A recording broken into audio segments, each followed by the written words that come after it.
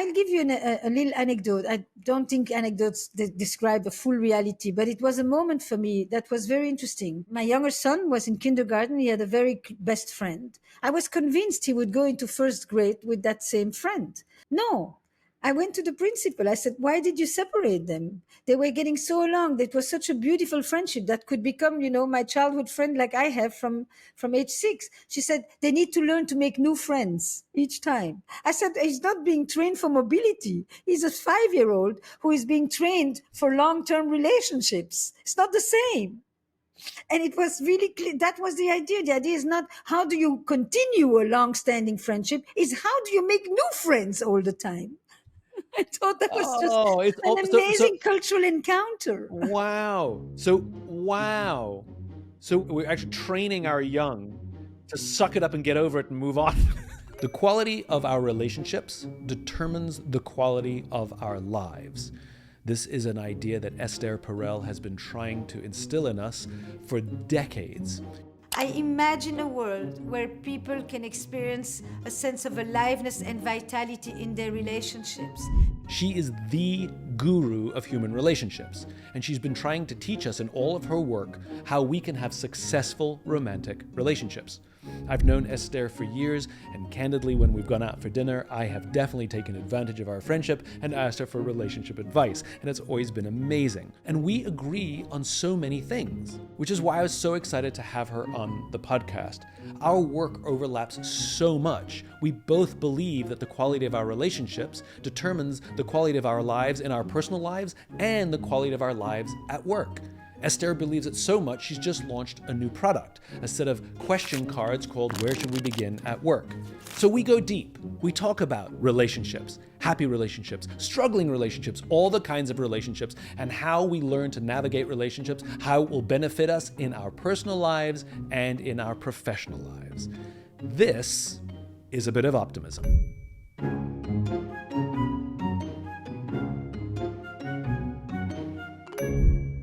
Esther, Yes, you know you're one of my favorite people in the world, right?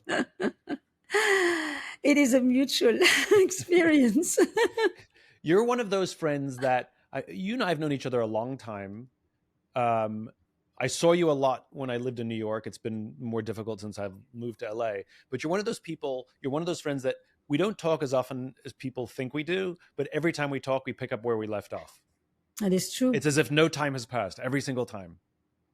And this is Actually, before we talk, we look at each other and we smile, a kind of a smile of recognition and complicity. You're right.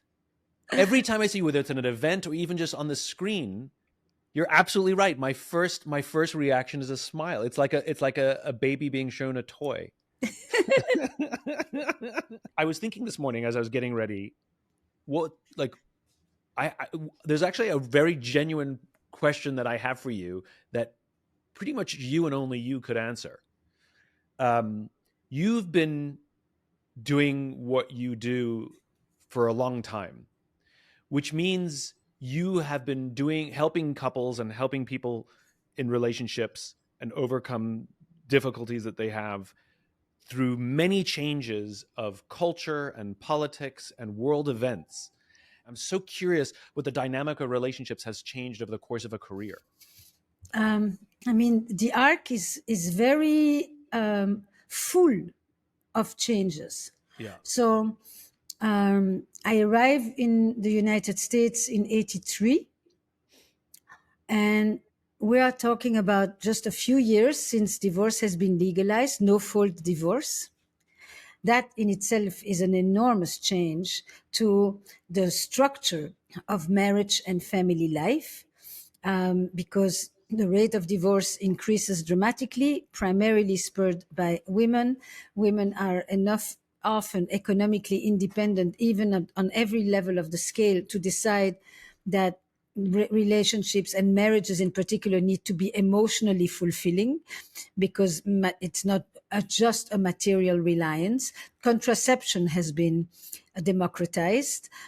So reproduction is now controlled, and reproduction can be technologically assisted, and it can be technologically stopped. So on both sides, sexuality fundamentally changes its meaning from the sole domain of biology to now becoming socialized and becoming a property of the self, something that you define your sexuality, not just a part of your condition. People go from 5, 6, 7 children to 1, 2 potentially, or even the choice of none. Sexuality shifts from a marital duty, and has already been, but now even more, to a marital, to a sexual duty, to a sexual desire. Sorry, from duty to desire. So that's just a few small things in the romantic realm. Work at that time is shifting from, is basically in the midst of what we call the service economy, from the production economy of the land and the agriculture to now a service economy. And by the way, so is marriage. Marriage becomes a service economy too. We want affection, we want trust, we want things that have to do with the quality of the emotional connection between the people. And from there, gradually, these two units, which are really going parallel but also cross, we kind of have a dual revolution taking place at the same time. Work goes from production to service to identity, an identity economy in which we turn to work for a host of existential needs that used to be part of our religious lives and our communal lives, that now become part of work: purpose, meaning, belonging, community. Things that had nothing to do with what we... You and I have both talked about this, how we used to get purpose from church, we used to get community from our neighbors, we had bowling leagues for our friends, all of those, church attendance declines, bowling leagues disappear, and now we demand that work fulfill all of And those we needs. deferred really marriage per se, marriage or committed relationships, by 10 years. So work is the primary hub for your social connection and for all these other needs. It's an amazing thing to observe. Yeah. This is all before still the internet. Right. Then comes internet, then comes social media, then comes AI. I mean, you at every level, relationships change, because I think it's all my work on relationships. What were the common, when you arrived in 83 and you started your practice, what were the common themes that in the 80s that again, just common themes of the couples that would come see you in the 80s? I mean, themes were always, communication, for example, has always been a theme, or conflict, or basically the origins of couples. This is actually an interesting piece. The origins of couples therapy. Yeah. Originally, people came to see you as a couple because somebody had said that there were issues with the child, and that maybe they were not all about the child, but they were actually about the couple. But in fact, couples therapy really became a discipline on its own when, for the first time, the survival of the family depended on the happiness of the couple. Right.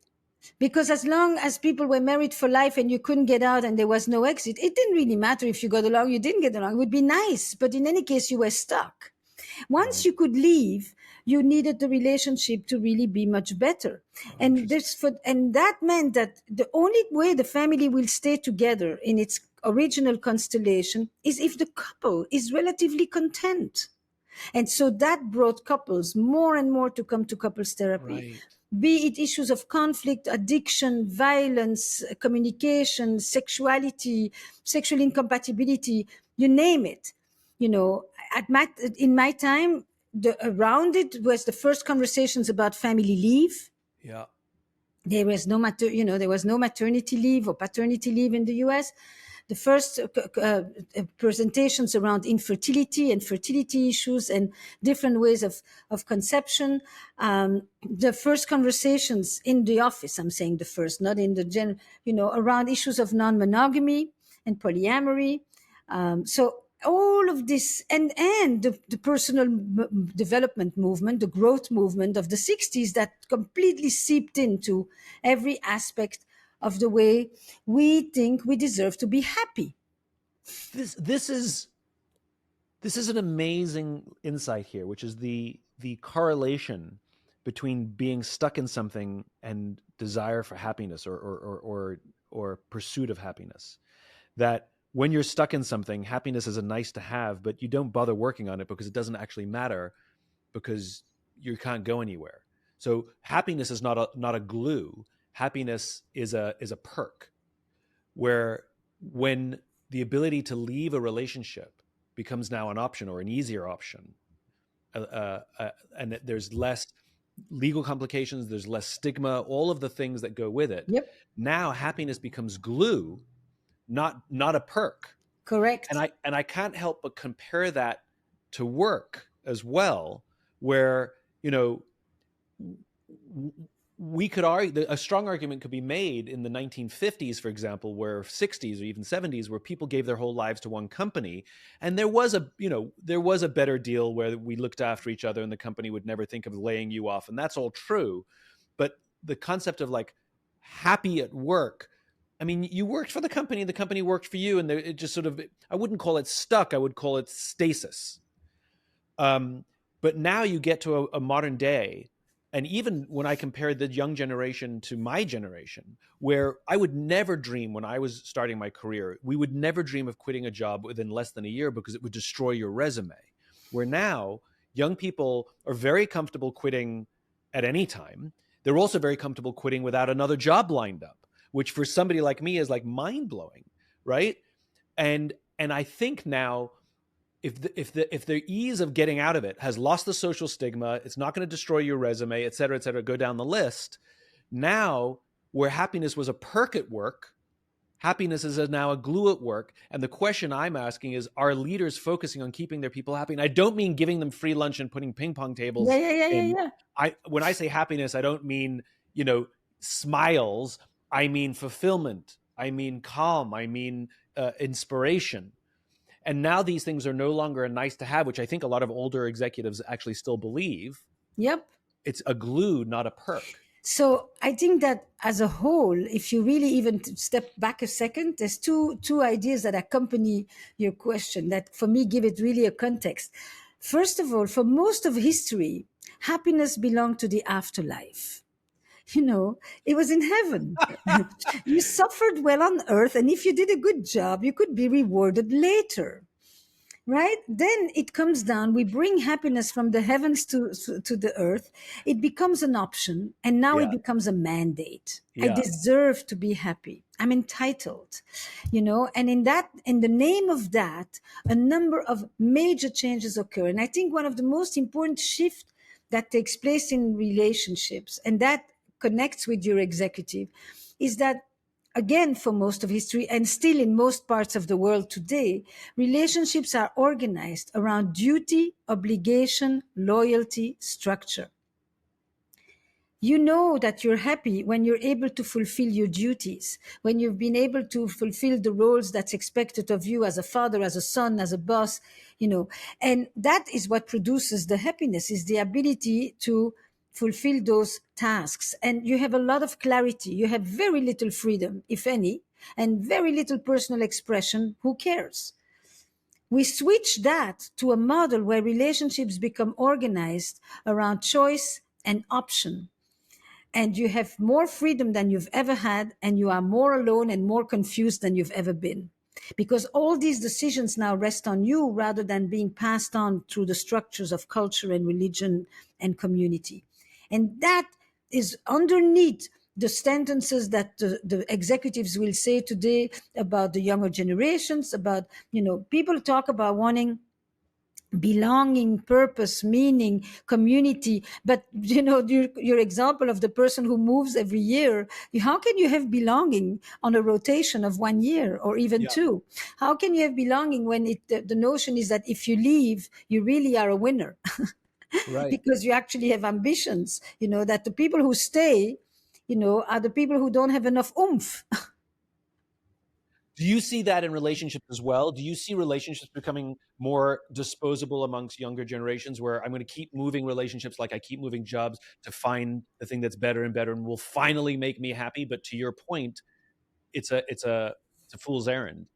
I think I see different things. I see this people who, I mean, this is a question people are asking me all the time. Do we throw, do we abandon the project too soon? Yeah. Um, I don't know that I can answer it, because I also think that so many people have had to tolerate Yeah. circumstances of life that really, I would put it that sometimes the people who need to leave stay too long, and the people who stay too long, Should need to leave. Yeah. it's not a flat statement. It's that there are people who probably would do better by being a little bit more patient and enduring, and there are Yeah. people who would do better by being a little bit more self-serving. So Yeah. that's probably a more nuanced answer to your question. But what I do see is a proliferation of creations of new types of bonding, new definitions of what is a circle of care, new micro communities, new families of choice, new multiple co-parenting arrangements. And that I find is very creative. Whereas for a long time, the family system was actually not one that received much innovation. It kind of followed a certain track all along. And now Yeah. there is really a zeal of creativity around what are other ways to make family, to make coupledom, to make intimacy. And in that sense, there are people who then may say, I need to move on. So we live what Zygmunt Bauman used to call liquid life. Yeah. We went from relationships that were tight knots from Yeah. which you couldn't extricate yourself, to relationships that are loose threads where you can go in and out very fluidly. And as a result, you can feel very free and also very disposable and very invisible and very easily ghosted.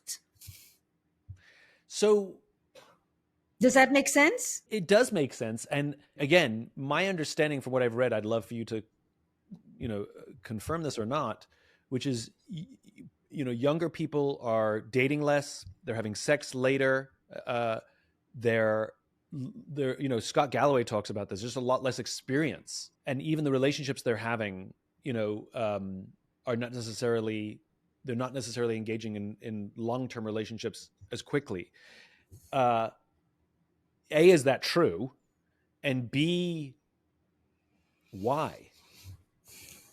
I think that wherever we go, having just spent quite a few weeks working abroad, we're hearing the same litany, even from Brazil. Yeah. All the way, I went from country to country hearing the same conversation. I think that, and the conversation is about an increasing social atrophy. That's how I call it. It involves the loneliness, but it's more than that. It's also self-imposed isolation, as some people talk about. It's also a kind of a contactless living. It's I don't need to leave my house, neither to work, neither to exercise, neither to shop for food. I mean, I can just stay home. In every country, I asked this question that has become really quite significant to me. Actually, I asked two. One relates to what you said before. Yeah. How many of you have grandparents who lived and worked in the same place their whole life? The majority. Right. How many of you have parents? They already moved. How many of you have changed jobs more than once in the last 5 years? Yeah. And then you begin to see this notion of fluidity. But the other question I ask is, how many of you grew up playing freely on the street? And the vast majority of an audience of thousands raised their hands. They grew up playing freely on the street. And how many of you know children or have children that are playing freely on the street today? And you get a sprinkle. Yeah.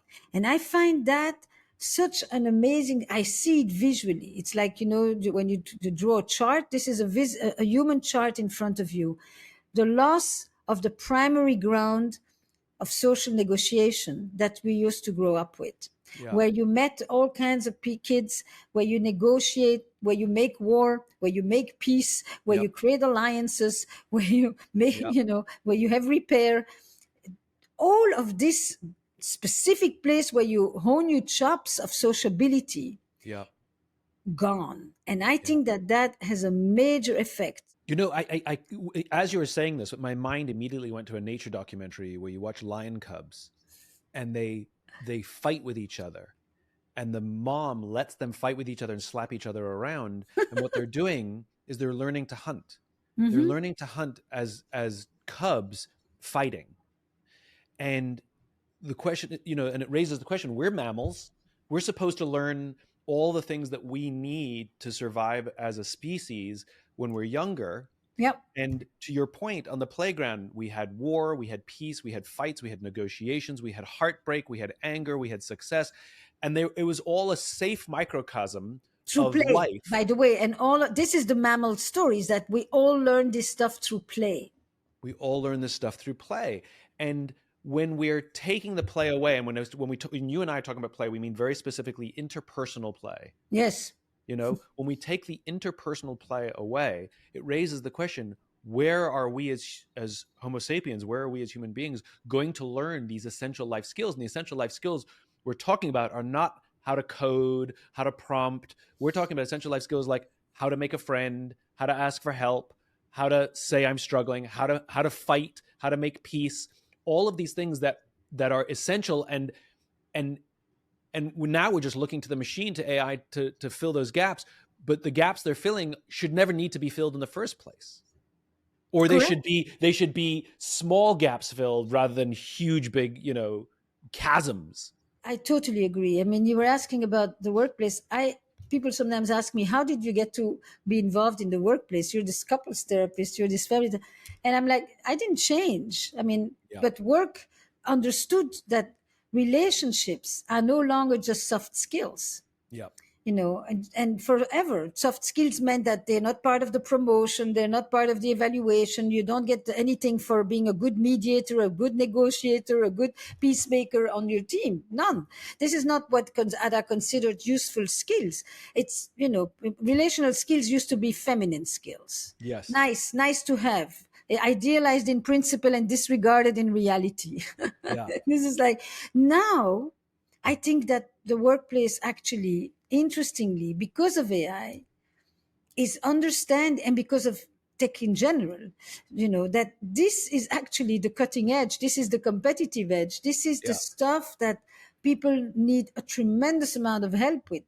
My hope is that people not only go to AI to ask how to write an apology letter, because you can get a very nice apology letter these days and have no idea if the person experienced an ounce of remorse to begin with. Yeah. It's not the letter, it's the accountability. Of course. And this is where I think most people don't realize that since you and I met, one of the reasons we get along so well is you and I are not talking about romantic relationships, and you and I are not talking about work. You and I are talking about human beings in every. You helped me actually formulate what became the primary credo of my entire body of work. I remember this when we very early on, you did with me a what's what? A why discovery? Yes. And we were in a basement. I mean, Jack just reminded me this. And you said, what is it you are doing? Like, what is behind? Why are you doing this? Why are you doing this? And I blurted out, because it is the quality of our relationships that determines the quality of our lives. Amen. And you looked at me and I thought, I finally said it in one sentence. That's it. And this was with you, but I forgot who it was with today. Well, I'll take all the credit. Thank you very much. I give it back to I think you. that's fun. And this is why you and I, like, you happen to come up through psychology and couples counseling, and I happen to come through the corporate world. But fundamentally, you and I meet in the middle, where we both believe that the quality of our relationships determines the quality of our lives. I'll tell you a quick funny story. So I did something called a glycanage recently, where they basically take blood and I can't remember exactly what they do, but they look at inflammation in the body. They're looking at the cell coding, and they can tell the inflammation. And inflammation is this insidious thing inside us that if you have it, it is a precursor to all kinds of health problems later in life. And so if you have less inflammation, you're what they call a glycanage, you're younger than your chronological age. And what they're telling me is that if you're 8 years younger, if your glycanage is 8 years younger than your chronological age, they consider that very healthy. I found out that I'm 22 years younger than my chronological age. And they go through my lifestyle and everything. Now, I exercise, not obsessively. Sometimes I don't exercise at all for quite a while. I eat well mostly, but, not great. I talk to one of the counselors and they go through all of the markers with me. But fundamentally, I want to be happy and I want to spend time with my friends. And those things that I do things I want to have fun when I do things and I want to spend a lot of time with my friends, it reduces stress.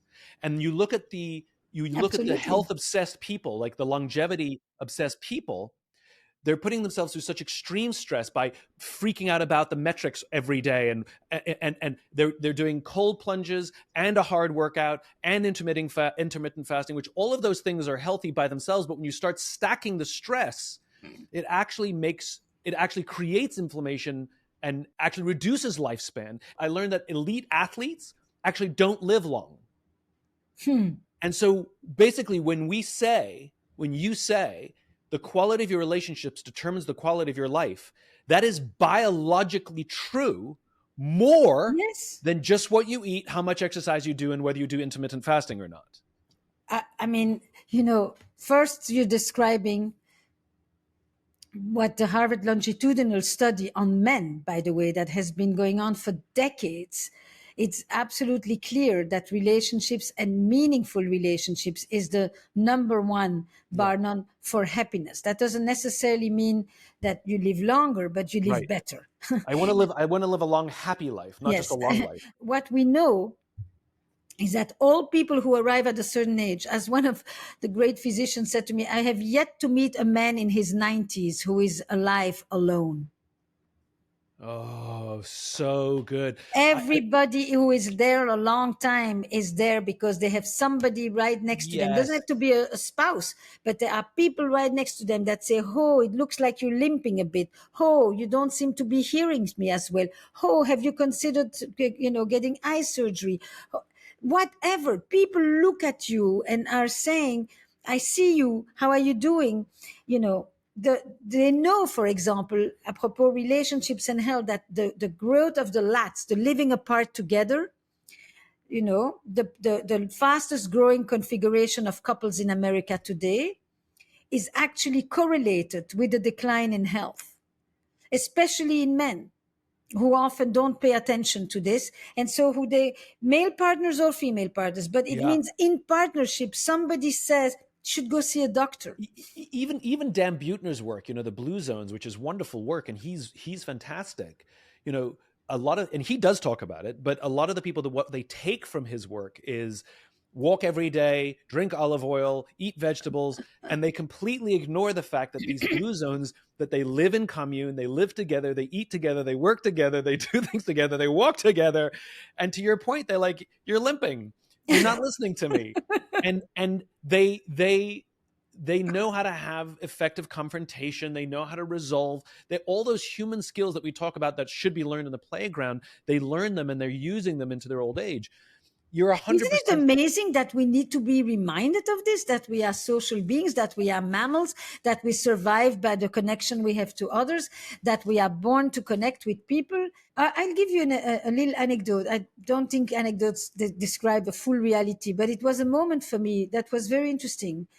My younger son was in kindergarten. He had a very best friend. I was convinced he would go into first grade with that same friend.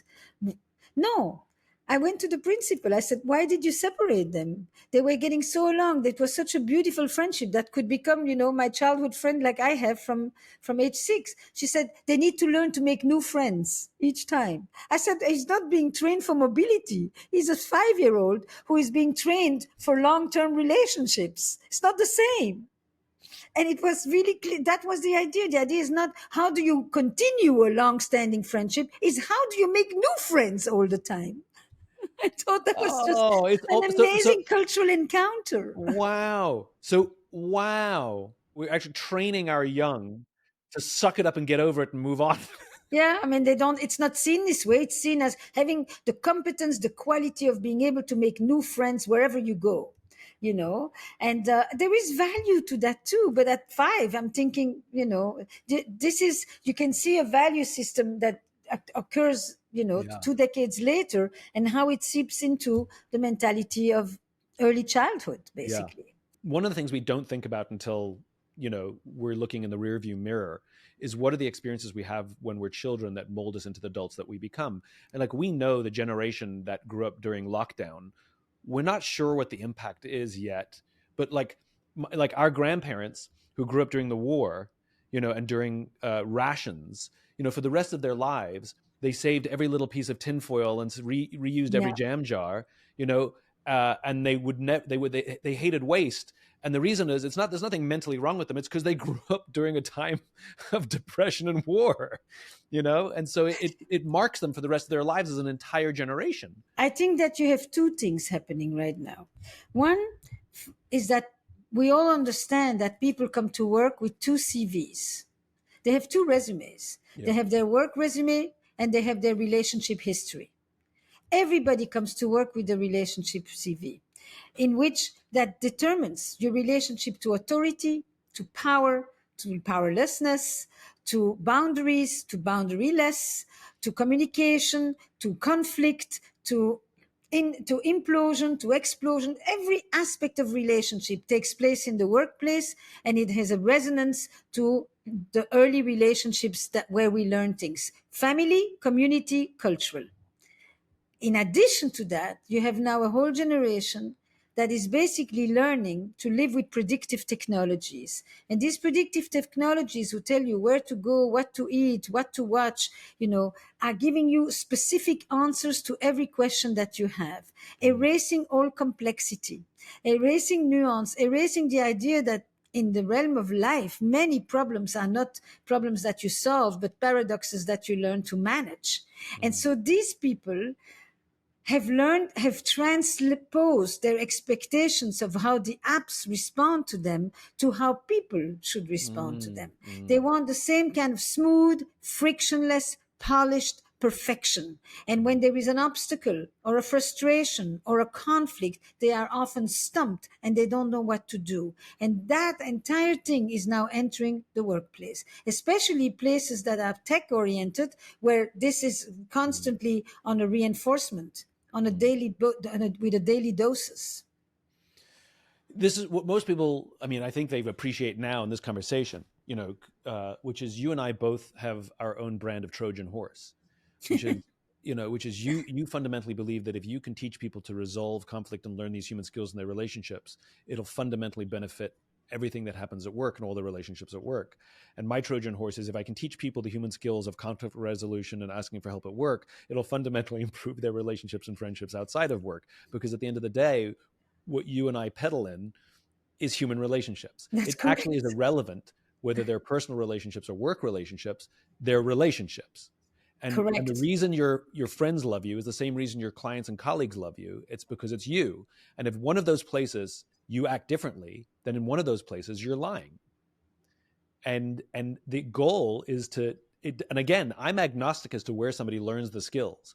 I don't care if they learn them in couples therapy, and I don't care if they learn them in Yep. a listening class that their office gives them. I don't care. Just learn the damn skills somewhere, please, for So the I benefit think of that all your human relationships. And as we're learning, it's the quality of our relationships that determines the quality of our lives. And our work lives. These are all modern constructions that we're talking about. The way that the relationship exists, the way that the work life exists. But fundamentally, since the dawn of humankind, it's human beings who have to cooperate with other human beings in order to survive and thrive as a species. The correct rest of the stuff is just. is the context. It's the specific context, and that matters and it shapes things. But the fundamental dimension is universal. So, we haven't talked in a while, and you and I, because we're friends, we've both cheated in our lives. Meaning, I should probably elaborate. I'm watching. I'm waiting. No, no, no. I'm like, where is he going? Where is he going with this? Exactly. Nobody knows. What I mean is, just as you said that I helped you with articulate the meaning of your work, so too when you and I would go out for dinner, I'd get free relationship counseling, and you and I would, because you and I are genuinely interested in each other's work and in our own work, and so we open up to each other. It gets our conversations will be quite personal, and so I haven't talked to you in a while, so I need to give you an update.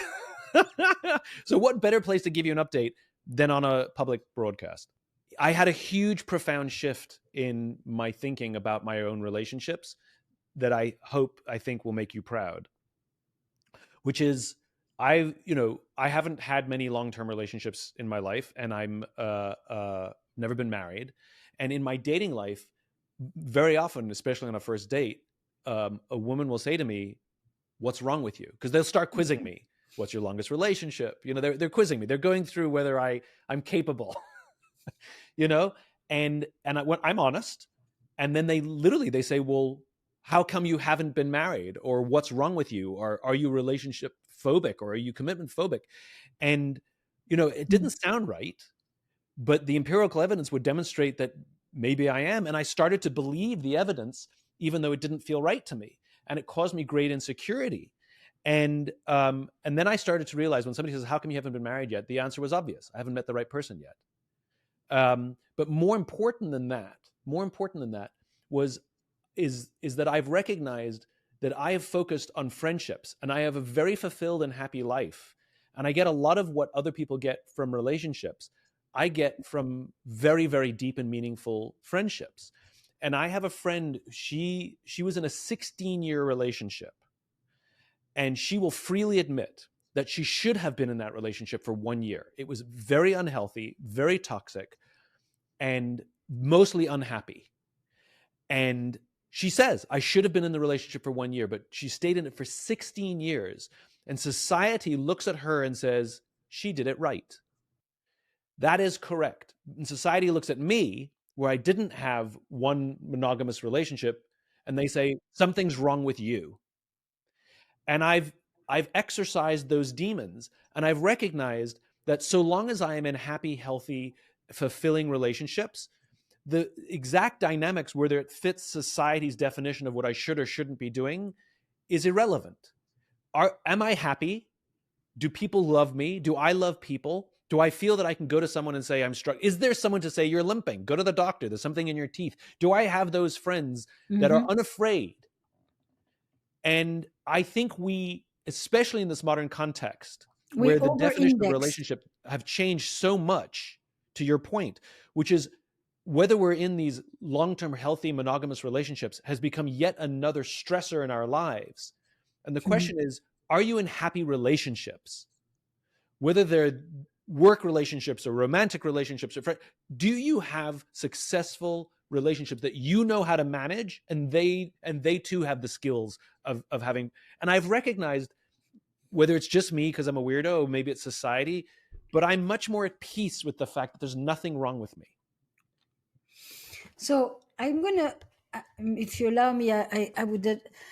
The personal one we'll do at dinner, but the broader one, I think, is a very relevant question, which is kind of what I was addressing earlier when I said there is a proliferation of new emphasis, new creations of social bonds, new definitions of what is family, what is a family of choice, what is a circle of care. And I think that what you're describing among your friends is that. Yeah. What you're saying is, if I understand it well, is that we have over indexed on the romantic partnership as it being the one and only, the be all, the central one, the one that everybody needs to have one and fulfill. And it also happens to be a model in which one person has to be able to provide you what an entire village used to provide. Yeah. And that means that you have to experience with the same person the sense of belonging, apropos what we described about work, a sense of belonging, of continuity, of safety, of predictability, and also of adventure and of novelty and of playfulness Yeah. and risk. All of this in one relationship. I think there are three models actually in that sense. There is a relationship model that is romantic and intimate, in which people do experience the joy from the relationship itself. Then there are people, maybe this woman that you described, for whom marriage or committed to intimate relationships or relationships are scaffolding. They basically provide a structure that enables you to go elsewhere and find different sources of meaning, activities, shared interests, purpose, Mhm. you name it, Mhm. desire, but basically friends. Yep. Because people find that if they are in the structure of a couple, they have fulfilled the norm, and it enables them to go and make friendship and things like that outside. And then there are people who basically are blessed with multiple friendships and multiple binds and bonds and connections, and they don't necessarily see the intimate relationship as the primary relationship to be in. And you are right, they are often seen from a normative point of view as the ones who didn't fulfill, what's expected, the code of Yeah. conduct.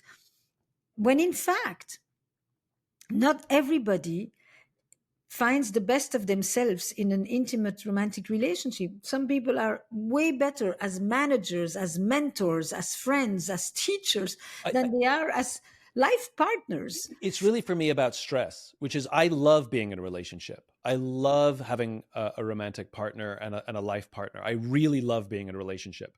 And in my But last that's why relationship, I answered it less personal, yeah, Simon. and I want another one. Right. But you don't want to be made to feel like there is But I don't want to something be made to wrong feel with like you. there's something Yeah. wrong with me because I'm not in one or because I don't have a history of a marriage. And those are the demons that I've exercised. Yes, that is the measurement stick that is used And it across goes the right back to globe, the by the beginning of way. this conversation. It goes right back to the beginning of this conversation, which is the norm. The norm may have been developed not because it was out of desire, but because people were stuck. And as you said, we discussed, happiness was a perk, not a glue. And it was the being stuck in something that defined the rules and roles and responsibilities of that relationship, that when the flexibility to be unstuck changes the rules, roles, and responsibility in the relationship. Correct. And so um and so I think, as I said, for me, it's not a question that I absolutely want a relationship, but I don't feel there's anything wrong with me anymore. I believed the very sort of judgy questions that were asked to me, over dinner, and I now can smile and say, it's obvious why I haven't been married. I haven't met the right person yet. Such a stupid question, isn't that obvious? You know, um, I uh, think what you're highlighting, and because that's the lesson for many people, is really we need connection. we need connection, But there are and my many. friendships leave me not lonely Yes, yes, and very yes, fulfilled, exactly. while at the same time, of course, I'm meeting people and would like what. And the other thing that's changed is I would meet people and be like, try and make this person my girlfriend. Okay, it didn't work. Try and make this person my girlfriend. And of course, I'm putting pressure on myself and Yeah. the poor other person. It's destined for failure because of this construction that I'm trying to force. Now, everyone I meet, my only goal is see if there's a friendship here. See if there's a friendship here, foster friendship. And if one of those friendships blossoms into something more, then I'm open-minded to that. But build friendship first, But you as know opposed what to you're trying to force it into highlighting? a Yeah. relationship. What you're highlighting, which is very interesting, is the difference between belonging and fitting in. Say more.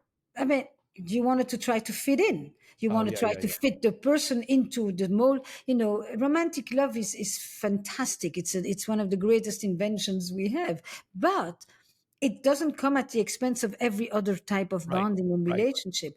And I mean, what I have been saying for quite a while now is we need the spread of it. We Yeah, need the mentorship. We need the teacher. We need the creative pair.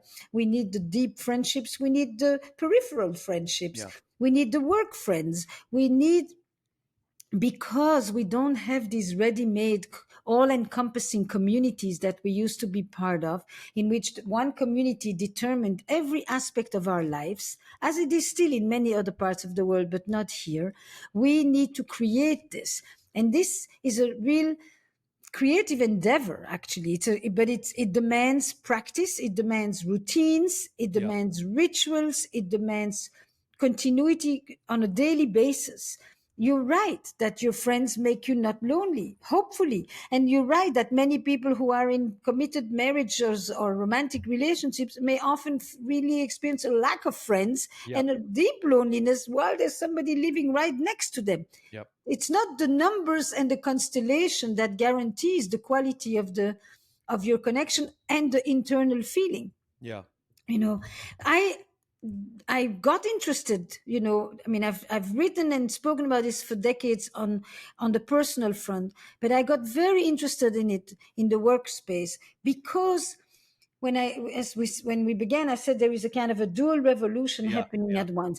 The business terms have entered the romantic and the intimate relationships, but the psychology and the language of intimate relationships has entered the business world. Yep. Authenticity, vulnerability, um, trust, psychological safety. I mean, an Yeah. entire vocabulary has entered the workplace and especially the business world that, in the same breath, we talk about psychological safety as we talk about performance indicators. And we totally see this syncretism as normal. And so from that place, I thought, oh, maybe I can also, Yeah. within the workplace, address not just our relationship to work, but our relationships at work. Yeah.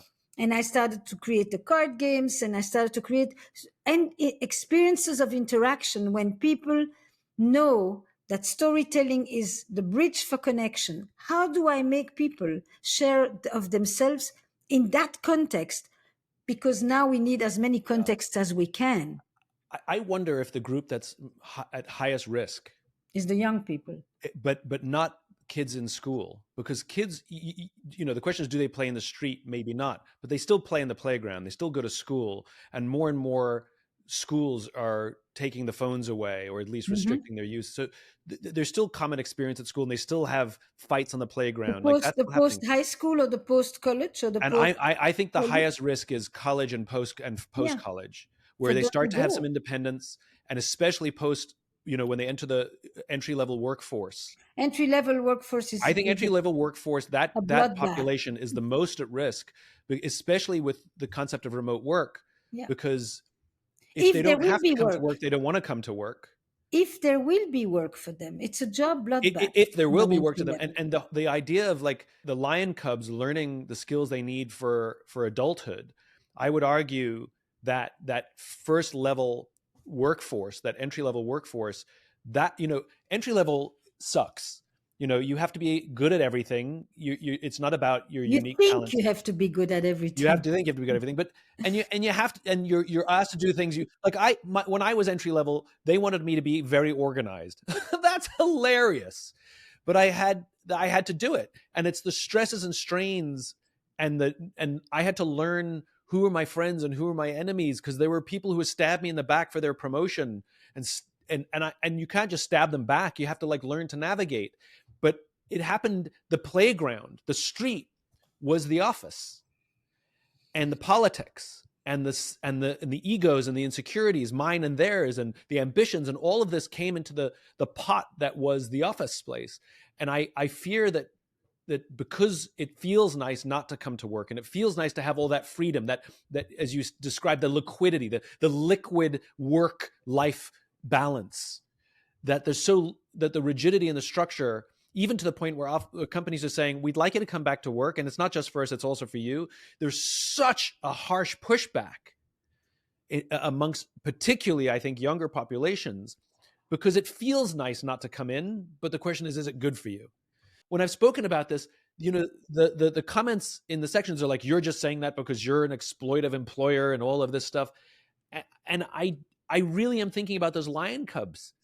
I'm really thinking about the time, because you can't, when you're senior and you screw something up, it can be really bad. When you're junior, you're not going to bring the company down. I am who I am today in large part because I was really lucky to have a really shitty boss when I started my career, and then I got a really good boss, and I learned how not to do things and how to do things that had significant molding and influence. One of my favorite cards is actually, I still remember the manager who.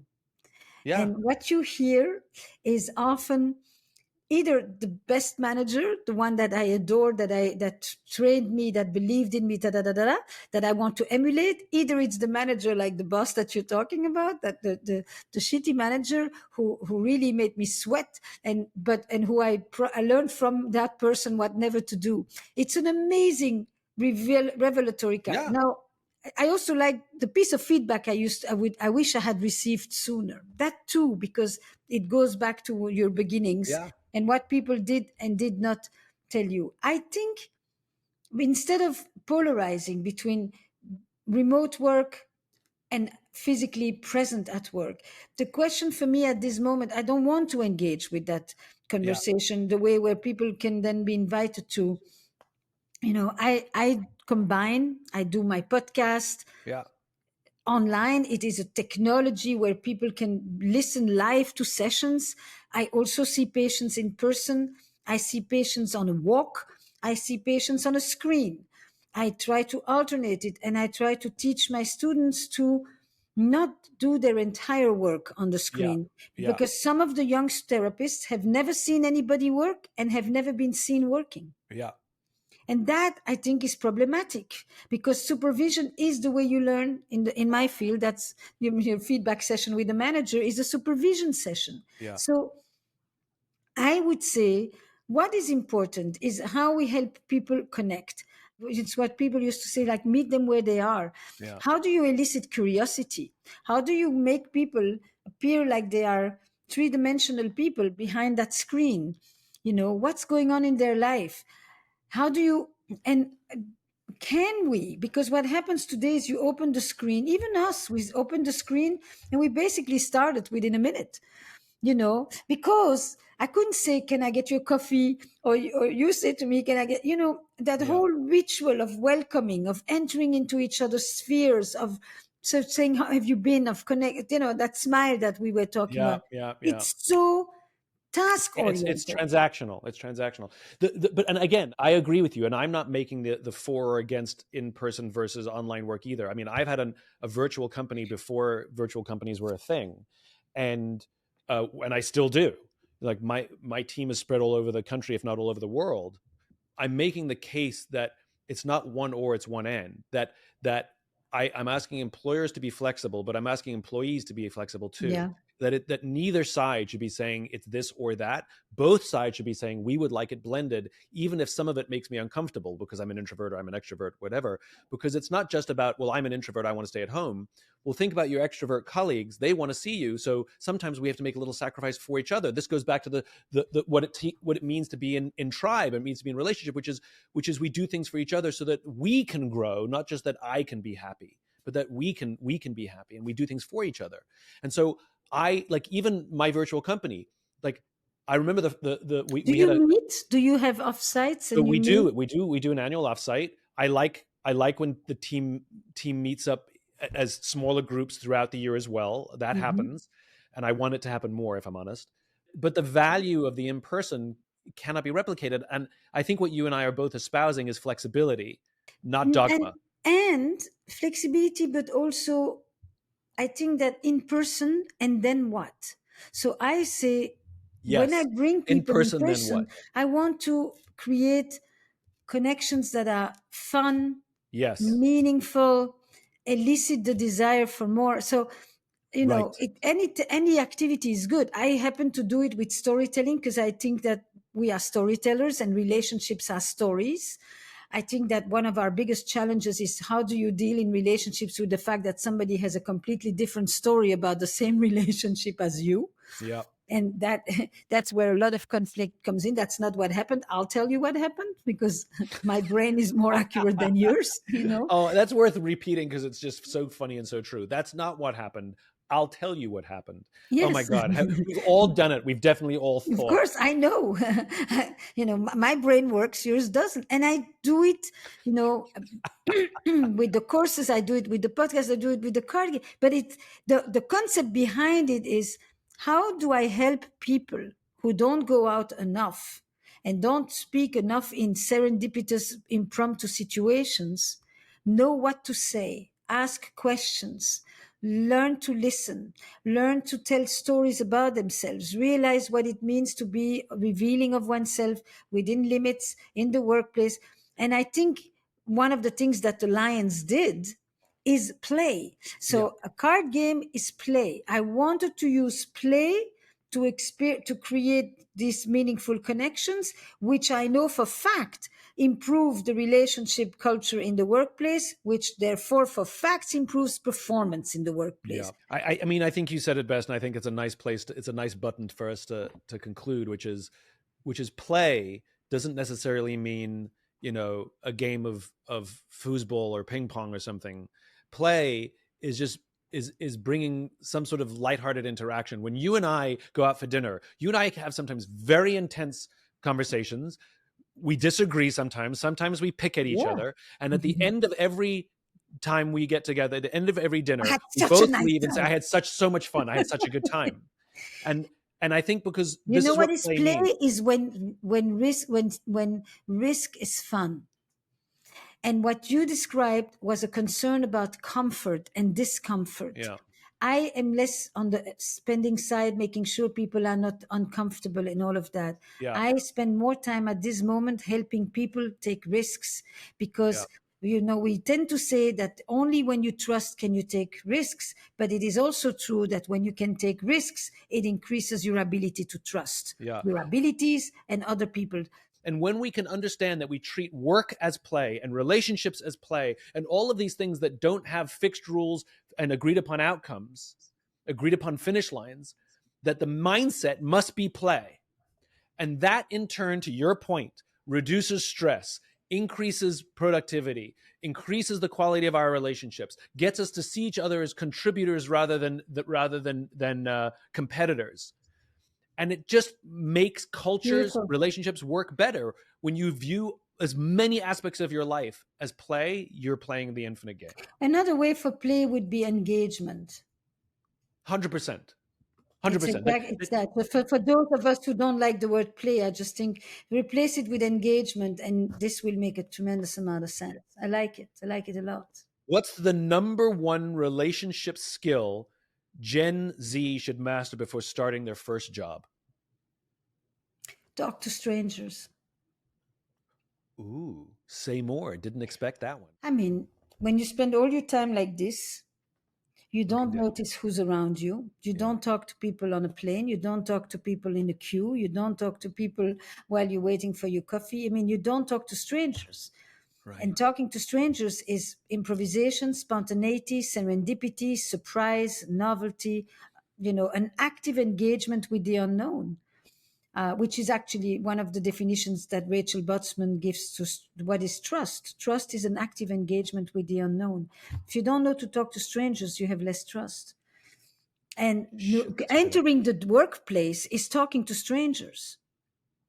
If you just came out of wherever school you've done or not done and done any other preparation, but any first job is a series of conversations with strangers without knowing what they really want from you, without knowing how they look at you, without understanding the codes. You know, you've just been 12 years in school, you kind of figured out what's the deal, what are the social norms. Yeah. Find yourself in any job, any kind of job. I mean, it's like you're looking around, it's like moving to a new country. Yeah. Which further highlights what we were saying about, which is the biggest at risk population is not little kids, it's entry level employees right out of Now, high school or I will college. add, talking to strangers is sometimes a lot of fun and sometimes uncomfortable. Yeah. And the discomfort piece is a part of life.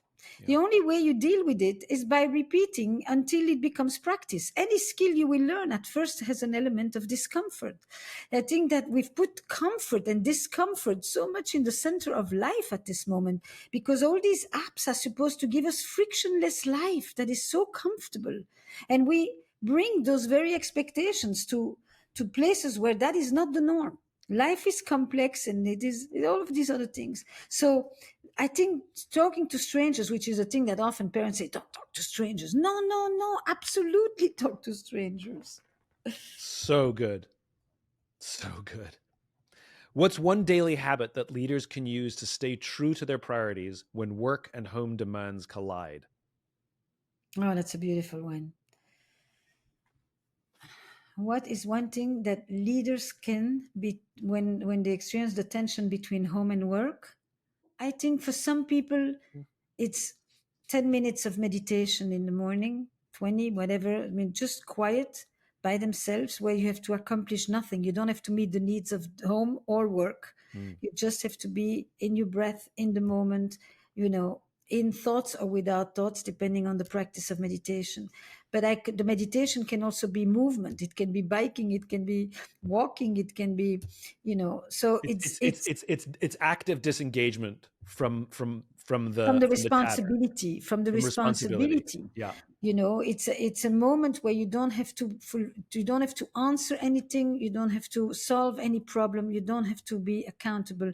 And if it's only 5 minutes because of the reality of your life, let it be 5 minutes. But to have a moment that is in a third space, yeah, away from the obligations, the duties, the responsibility, the accountability of each one, and yeah. it's how it pinches on you.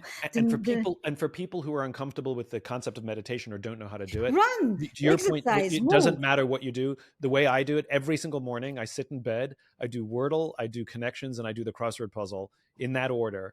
And Wordle, crossword puzzle, and Wordle, connections, and then crossword, and always in that order. I think meditation can be totally in movement. Yeah, I'm using the word more metaphorically than in yeah, its literal sense. I think connecting is very important. I mean, I've asked many people high into tech and AI, you know, to connect with one person every day, different people if need be.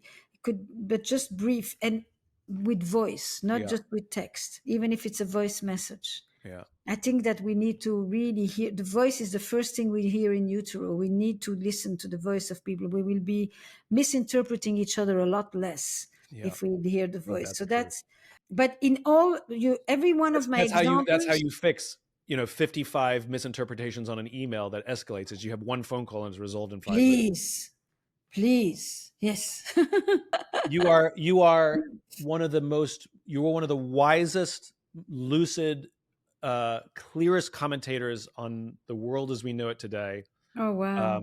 And I think, Thank you. I hope, I know that your current work is bringing what you've learned from years of relationship therapy into the workplace, which, as we've already determined, is irrelevant in terms of the context, because it's about human relationships. The quality of your relationships determine the quality of your life, and At you are, work and uh, at home. and at work and at home, and you are the OG. You are the Mac Daddy. You're the best. I'm such a fan of you, your work, and I'm so It's a glad I treat. get to call you friend. It's mutual, and thank you so much. I love you. I'll talk to you soon. Bye bye. A Bit of Optimism is brought to you by The Optimism Company and is lovingly produced by our team, Lindsay Garbenius and Devin Johnson. If I was able to give you any kind of insight or some inspiration or made you smile, please subscribe wherever you enjoy listening to podcasts for more. And if you're trying to get answers to a problem at work or want to advance a dream, maybe I can help. Simply go to simonsinek.com. Until then, take care of yourself, take care of each other.